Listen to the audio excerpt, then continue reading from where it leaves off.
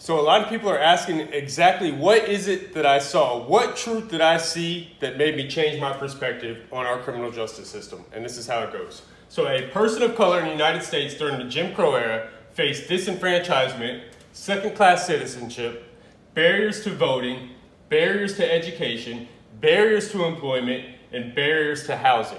Then in the United States, we passed the 1964 Civil Rights Act, the 1965 Voting Rights Act that said that we can no longer do this, discriminate based on skin color.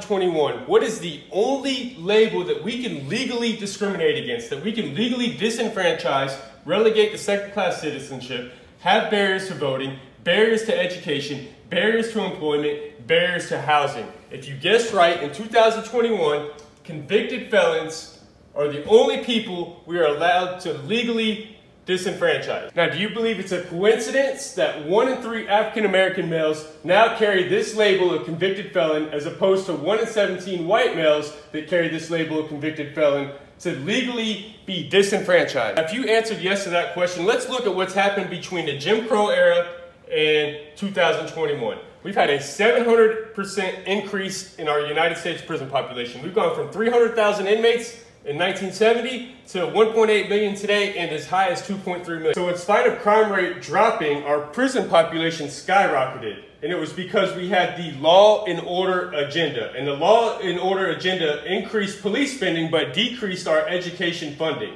And by doing so, we created the school to prison pipeline. We also created the war on drugs, which we now know is a war on people.